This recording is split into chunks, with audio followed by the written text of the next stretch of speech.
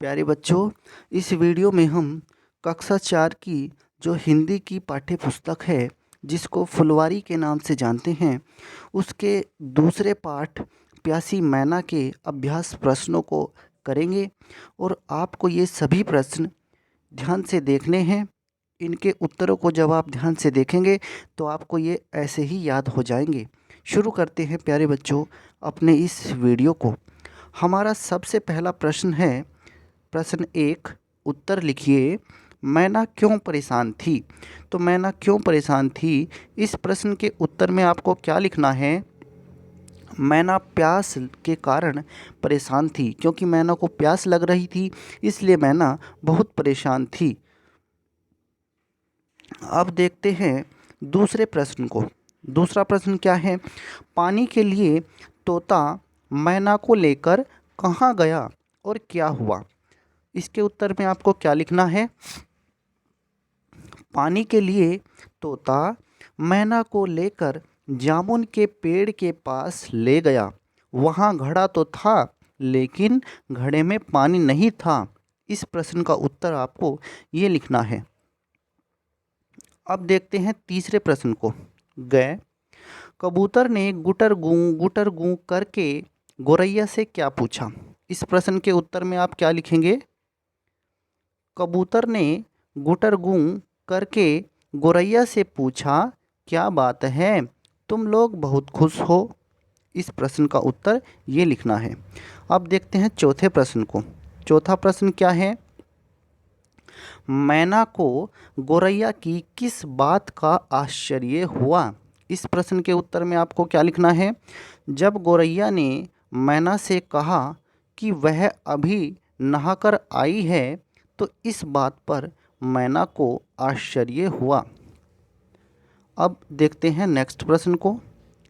Next प्रश्न है हमारा, कुंडे के पास पहुंचकर गोरैया ने मैना को क्या बताया? जब गोरैया मैना को बताती है, क्या बताती है मैना को? कुंडे के पास पहुंचकर गोरैया ने मैना को बताया कि इस कुंडे को एक छोटी सी लड़की ने रखा है और वही इसमें रोज़ पानी से और वही वही इसमें रोज़ पानी भर देती है। ये से कटेगा यहाँ से, वही इसमें रोज़ पानी भर देती है। तो इस तरह से प्यारे बच्चों ये प्रश्न हो गए हैं। अब देखते हैं अपने दूसरे प्रश्न को, प्रश्न 2 को। प्रश्न 1 के अंदर भी 5 प्रश्न थे, अब प्रश्न 2। कहानी के आधार पर तेज़ी से बोलिए, खाली जगह में लिखिए। अब कहानी के आधार पर तेज़ी से बोलना है और खाली जगह जो इसमें दी गई हैं वहाँ पर भरना था। प्यासी पक्षी थी मैना, रहती थी नीम के पेड़ में। नीम था बगीचे में, रोज़ पानी पीती थी नल से। नल लगा था बगीचे में, लेकिन नल सूखा था। मैना पहुंची तोता के पास। तोता ले गया जामुन के पेड़ पर। वहाँ का गड्ढा भी सूखा था। मैना और तोता गए गोरैया के पास। जो इसमें ये डार्क काले लिखे हैं, ये वाले जो गहरे काले रंग से लिखे हैं, यही आपको भरने हैं खाली जगहों में। तो ये आप जो है कहानी के आधार पर इनको भर सकते हैं और यहाँ से देखकर आप अपनी किताब में भर लेना। अब देखते हैं तीसरे प्रश्न को। तीसरा प्रश्न क्या है, ये आपको सोच विचार करके बताना है। सोच विचार। प्रश्न 3, बताइए, लड़की रोज़ कुंडे में पानी क्यों भरती थी? वो लड़की, छोटी लड़की कुंडे में रोज़ पानी क्यों भरती थी? तो इस प्रश्न का उत्तर आपको क्या लिखना है? इस प्रश्न के उत्तर में आपको लिखना है, लड़की पक्षियों के लिए कुंडे में रोज़ पानी भरती थी, ताकि उस पानी को पक्षी पी लें और पक्षी परेशान ना हो, इसलिए वो लड़की क्या करती थी, कुंडे में रोज़ पानी भर देती थी। अब दूसरा देखते हैं प्रश्न, इसमें जीवन के लिए पानी क्यों ज़रूरी है? हमारे जीवन के लिए, पशु पक्षियों के जीवन के लिए पानी क्यों ज़रूरी है? इस प्रश्न के उत्तर में आपको क्या लिखना है? पानी के बगैर जीवन संभव नहीं है। जल शरीर के अनिवार्य तत्वों में से एक है, इसके बिना हम जिंदा नहीं रह सकते। आपको इस प्रश्न के उत्तर में ये बातें लिख देनी है कि पानी के बगैर जीवन संभव नहीं है। जल शरीर के अनिवार्य तत्वों में से एक है। अब देखते हैं दूसरे प्रश्न को, जो आपको सोच विचार करके लिखना है। हमें पानी कहाँ कहाँ मिलता है? इस प्रश्न के उत्तर में आपको क्या बताना है? हमें पानी नदी, झील, तालाबों, कुओं और भूमि के अंदर मिलता है। अब देखते हैं नेक्स्ट प्रश्न को, जो आपको फिर से सोच विचार करके बताना है।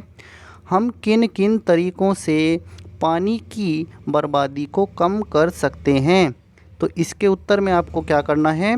हम नहाते समय और कपड़े धोते समय आवश्यकता के अनुसार कम से कम पानी खर्च करके पानी की बर्बादी को कम कर सकते हैं। अब नेक्स्ट हमारा प्रश्न है प्यारे बच्चों, यहाँ पर ये अनुमान और कल्पना पर आधारित है।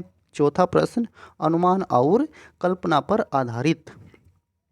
अब इस प्रश्न में सबसे पहले आपका जो प्रश्न है, क्या होता यदि पक्षियों को गौरैया के बताए कुंड में भी पानी नहीं मिलता तो क्या होता?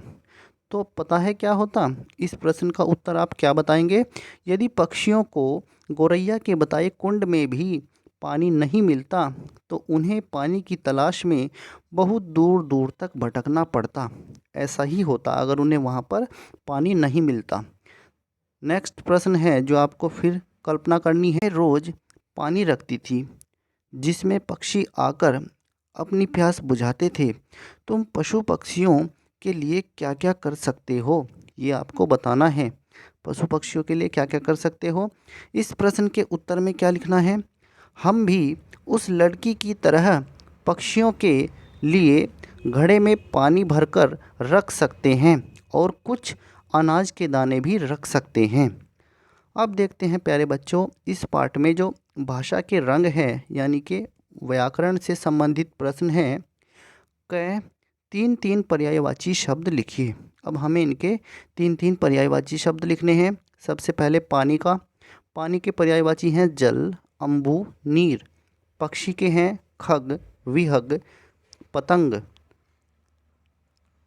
फूल के हैं पुष्प, सुमन, प्रसून। ये हो गए इनके पर्यायवाची शब्द। अब देखते हैं ख, नीचे दिए गए संज्ञा शब्दों को उपयुक्त विशेषण शब्दों के साथ लिखिए। अब इनको हमें विशेषण शब्दों के साथ लिखना है। अब कौन कौन से संज्ञा शब्द हैं ये? सूखा नल, सूखा तालाब, सूखी नदी, सूखा कपड़ा।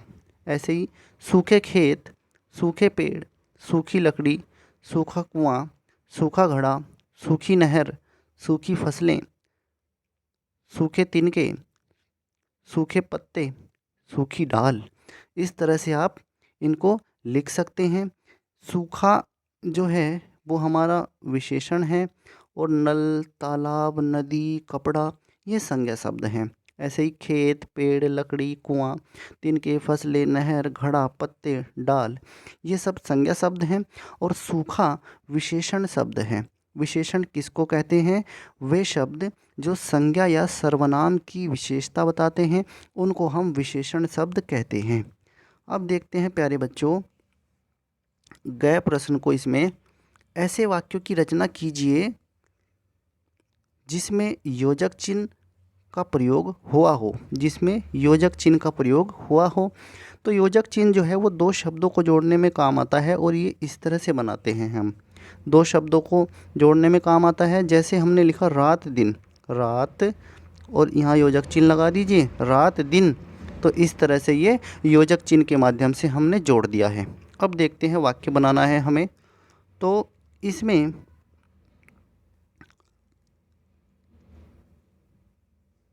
ये है। अब देखते हैं, अब ये ध्यान से देखिए हमने वाक्य बनाया है। जैसे बगीचे में रंग बिरंगे फूल खिले थे, बगीचे में रंग बिरंगे फूल खिले थे। तो रंग बिरंगे के बीच में आप देख रहे हैं योजक चिन्ह का इस्तेमाल हुआ है। दूसरा देखिए, अब यहाँ पर एक ऐसा वाक्य बनाना है जिसमें प्रश्नवाचक चिन्ह का प्रयोग हुआ हो। तो प्रश्नवाचक चिन्ह का प्रयोग हुआ हो, हमने वाक्य क्या बनाया? तुम स्कूल क्यों नहीं गए? क्यों आ गया है इसमें और बाद में ये क्वेश्चन मार्क यानी कि प्रश्नवाचक चिन्ह लगा है। एक और देखते हैं। नेक्स्ट है, इसमें हमें कैसा वाक्य बनाना है जिसमें अल्प विराम का प्रयोग हुआ हो।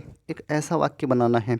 तो अल्प विराम देखिए, चलो, फिर कोमा, अल्प विराम का मतलब कोमा, हम सब मेला देख आएं। तो यहाँ पर आप देखिए ये कोमा लगा है, अल्प विराम लगा है। अब एक और ऐसा वाक्य बनाना है हमें जिसमें विस्मयादि बोधक चिन्ह का प्रयोग हुआ हो। अब देखिए किस तरह से बनाएंगे आप इस वाक्य को। अरे देखो, सामने से हिरन भाग रहा है। तो अरे देखो, और ये इनके बीच में जो लगा है ये इस तरह से ये विस्मयादि बोधक चिन्ह होता है। तो ये यहाँ पर यूज किया गया है। अब यहाँ पर थोड़ा सा प्यारे बच्चों आपकी कलम से ये छठा प्रश्न है। अब इसमें करना क्या है, पाठ में आए चित्र 2 को देखिए और लिखिए। अब आपको देख कर के चित्र क्या लिखना है, चित्र में कौन क्या कर रहा है। तो इस चित्र में जो चित्र आया है उसमें कौन क्या कर रहा है, अब ये आपको देखना है। गिलहरी और जो उसमें गिलहरी और हुदहुद ये पानी पीते हुए बातें कर रहे हैं, और तोता, मैना और गोरैया चार दीवारी पर बैठकर बातें कर रहे हैं। ये हो रहा है उसमें। और अब आप देखिए इसमें दूसरा प्रश्न, क्या क्या बातें हो रही होंगी गिलहरी और हुदहुद में, तोता और मैना में क्या क्या बातें हो रही होंगी। अब आप देख लीजिए। अब इसमें एक चीज़ आप देखिए, गिलहरी और हुदहुद में क्या क्या बातें हो रही हैं। गिलहरी हुदहुद से कह रही होगी कि देखो कितना सारा पानी हम लोगों के लिए उस छोटी बच्ची ने रखा है। अब तोता मैना से क्या कह रहा होगा, तोता मैना से कह रहा होगा कि आखिर हमें पानी मिल ही गया, आखिर हमें पानी मिल ही गया। अब यहाँ पर प्यारे बच्चों चित्र के आधार पर अपने साथियों से पूछने के लिए कुछ सवाल बनाइए। अब कुछ सवाल आप बना सकते हैं। पहला प्रश्न आप बनाया जैसे आपने, कुंडे में पानी कौन पी रहा है। तो कुंडे में पानी कौन पी रहा है, एक प्रश्न आप ये पूछ सकते हैं। दूसरा प्रश्न आप पूछ सकते हैं, गोरैया कहाँ बैठी हुई है, ये भी आप पूछ सकते हैं। तो इस तरह से प्यारे बच्चों इसमें बाद में और 3 प्रश्न और बच जाते हैं। 3 प्रश्न अगर आप करना चाहेंगे कर लेंगे। प्रश्न 7, 8, 9 इनको आप अपने आप कर लेंगे। अगर आपको ठीक लगा कर लेना, नहीं तो रहने देना, इतना बहुत है। अब प्यारे बच्चों आपने इस पार्ट में इन सभी प्रश्नों को देख लिया है, इनके उत्तरों को।